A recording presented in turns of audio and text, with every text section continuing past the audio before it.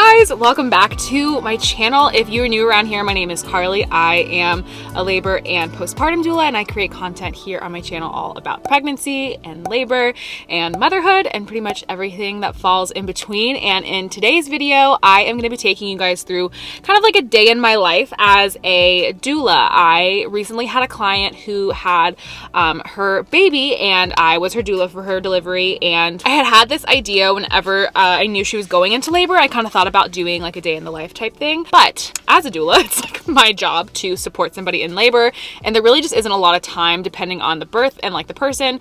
There isn't necessarily a whole lot of time to like step aside and film and like talk about what I'm doing. Plus, like privacy wise, I just thought that it would be easier to share kind of like a day in my life outside of the actual day of labor. Like I said, I have somebody who just recently had a baby, and so with my doula services, I offer two prenatal appointments and then one postpartum appointment. So she had her baby about a week ago, which is when I like to go. I like to go right around like the 7-day mark just to check in. And in a postpartum appointment, one of the biggest things that we do is just talk through the birth experience that the person went through. It's a really awesome way to just kind of like decompress and talk through things and just have a way to express yourself and how you felt like physically and mentally and emotionally and all the things that you go through whenever you're actually in labor. Having somebody to just talk through with it who is actually there, who can kind of give their perspective and just like listen to what you have to say is really awesome. We also troubleshoot issues you may be having with newborn care and like infant care and breastfeeding and all that kind of stuff. I also love to bring like recovery foods for postpartum period. It's so important to be nourishing your body during this time. And so the 4th trimester is also just something that's like really difficult a lot of the time. And so I like to make sure that my clients just feel like they're nurtured and cared for and have all the information that they need to work through it. So Drew is obviously, if you guys know me at all, you know that I'm not really a great cook. And Drew, my husband, is an amazing cook. So he always makes the food. He made some butternut squash soup and zucchini bread and some chia seed pudding, which are all really nourishing, delicious options to have on hand for somebody who is recovering postpartum and who is also working on breastfeeding. So we are about to head out her way. She is about an hour from me, and I am going to go and give her a visit.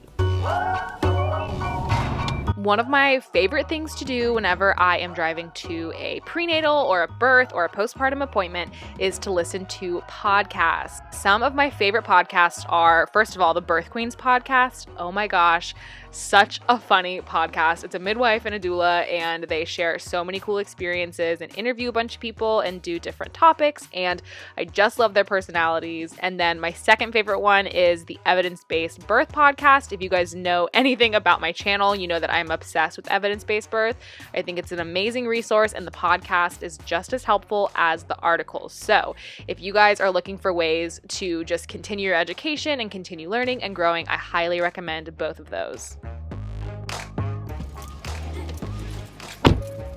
Postpartum appointments are honestly one of my favorite parts about being a doula. It's one of the biggest reasons that I pursued doula work in the first place, because in the United States, postpartum care just is lacking in a lot of different ways, but particularly in support and just like education about what to expect and different things that you can do to help your body recover, and just like emotional and mental support during this huge transitional point in your life. There is just so much pressure on birthing people to like immediately jump back into it and just like emotionally recover and like physically recover and mentally just like be, you know, a delight for people to be around, and it's just not realistic expectation. I just so deeply and firmly believe that we should never ever put the pressure on a birthing person to like be back to normal, because they're forever changed by this experience. They are not the same person they were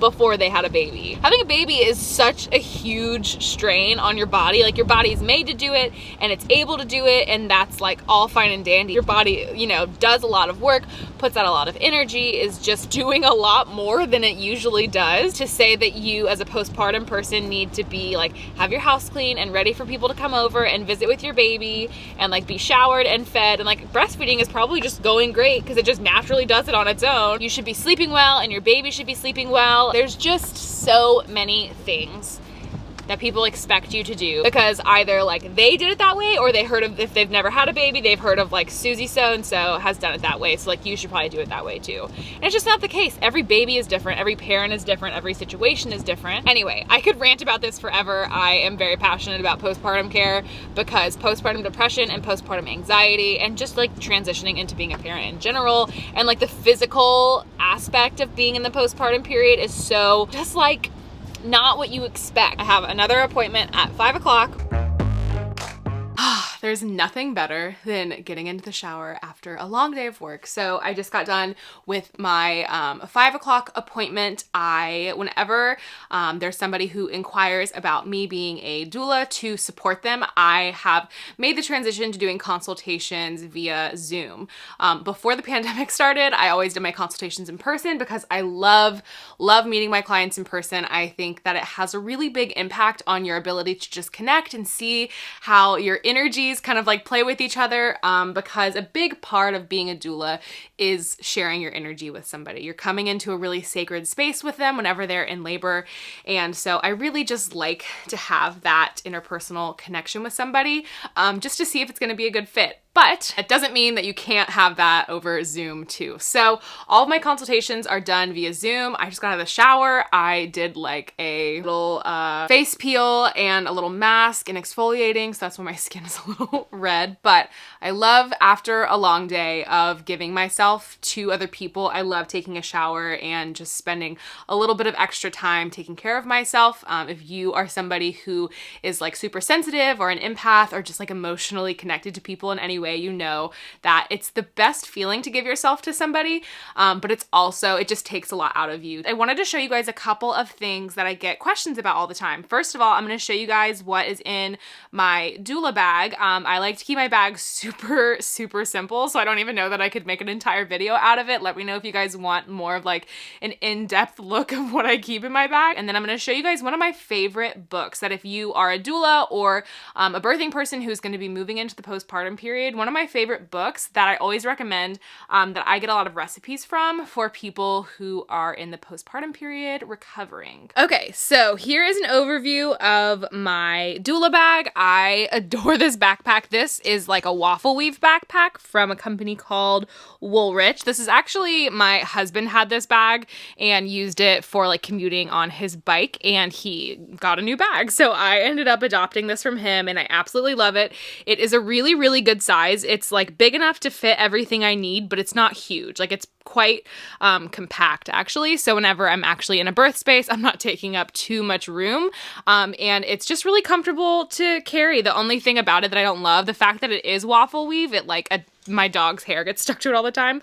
But other than that, it's a really awesome bag. So I'm just going to walk you guys through from the top, kind of like what I keep in here. So on this outside pocket, I love this pocket so much because it's super quick access. It's just like a little extra pocket to keep things that I need. So the first thing, this is probably the thing that I reach for the most in my doula bag. You're going to see like there's a bunch of stuff I keep in here, but when it comes to a birth, honestly, more than anything, you're just going to be using your hands and your voice and your energy and that kind of stuff. But I also like to keep some things on hand just in case I need them. So for instance, I love to keep an oil on hand. This one is really awesome because it has a pump and it doesn't like leak in my bag or anything.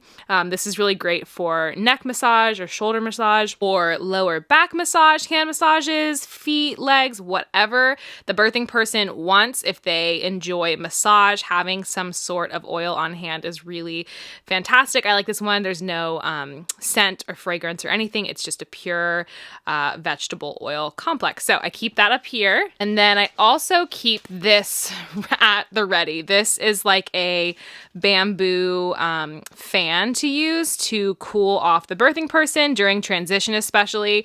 The birthing person can end up getting really overheated if they are planning like a water birth or if they're in the shower, if they they have like hot water on them at all, it's really easy to get overheated. It also depends on like what time of year it is, but generally your body just gets warm whenever it's going through that stage. So I love this one because it's made out of bamboo, right? So if this gets wet, it's not a big deal. If you've seen little hand fans like this before that are made out of silk or like paper, if you get them wet, they literally just like disintegrate in your hand. So I like this one because it is made out of bamboo and it's super affordable. I got it on Amazon. I'll link it down below. It is really handy because it's not going to fall apart whenever you are using it. So that is all that's in this pocket right now. Whenever I'm actually at a birth, this is also where I keep my car keys. And if I don't have my cell phone on me, I'll slip my cell phone in here.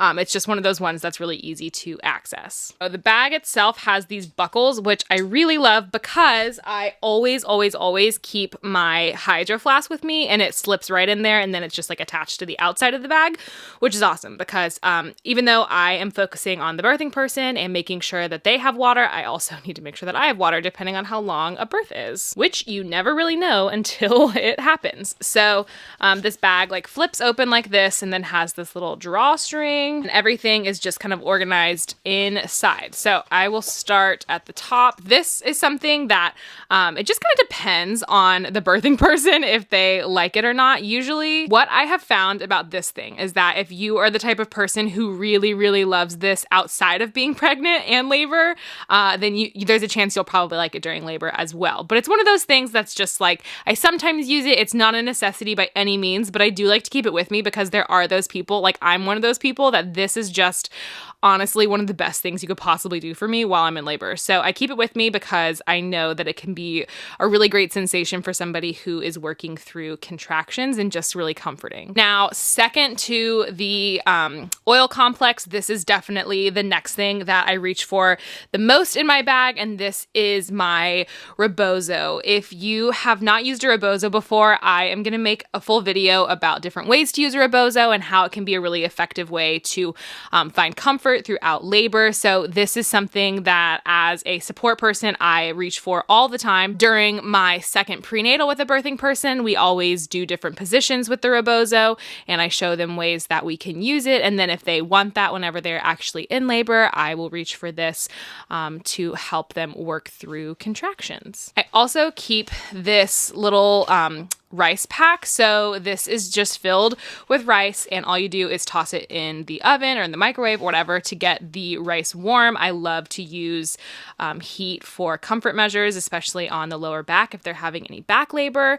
It's also really nice to have it on the back of your neck too. Also keep this knee pad with me. So this is really nice. I got this also. It's one of those things I found on Amazon. I like to keep this for myself, for the birthing person, for their partner, whenever you're in labor, especially if you're having a water birth, being around the tub, everyone's usually kneeling around it. So this is really helpful to have on hand for somebody who might be having some knee pain if they've just been kneeling for a long time. So I like to keep this on hand for anybody who may need it. I keep this little pouch. It has a couple of different things. Let me just open it up so I can show you. There are two different pockets. This pocket back here, I always keep washcloths with me. I like to wet them with cold water and put them on the back of the birthing person's neck or on their forehead if they're getting overheated. This is really nice to have on hand. They usually have washcloths there, but I like to keep a couple in my bag just in case I need one quickly. I also keep a chapstick that I let them use. I always like scrape a little bit off and let them have it if they need it. And I also keep hair ties in here and just like gum and extra stuff like that that a birthing person might want. In this front pocket, I keep a selection of essential oils that I generally reach for throughout labor. When it comes to essential oils, that is definitely on a client-to-client basis. If they are interested in essential oils and using them throughout their labor, I will definitely assist with that, but it's not something that everybody uses. But whenever someone's in labor, a lot of times they experience nausea, especially during transition. So I like to keep peppermint and spearmint. I also like to keep clary sage. This is really fantastic for encouraging contractions if you're your contractions are slowing down. And if you guys are interested in essential oils throughout pregnancy and labor, let me know. I can do an entire video just kind of talking through them. I won't go into detail about each one, but I have lavender in here, frankincense, tangerine. I usually keep a couple of different citrus options in here because citrus can be really energizing. So I like to keep tangerine and grapefruit and a blend called Citrus Fresh that I think is really awesome. And I also keep these two roller blends. For deep relief, I will apply some of that vegetable oil that I showed you earlier and then apply deep relief because it's one of those blends that has a bunch of different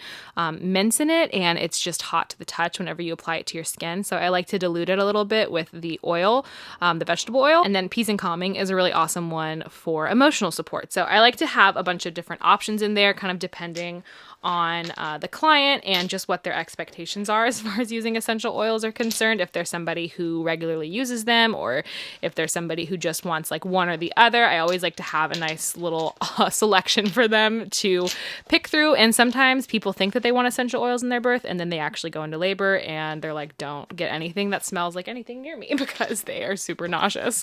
I also keep this little bag in here. This is filled with stuff specifically just for me. Whenever you're at a labor, you never really know how long it's going to last. So I always like to come prepared. I have an extra face mask in here. I have like granola bars and snacks for me and like a clementine.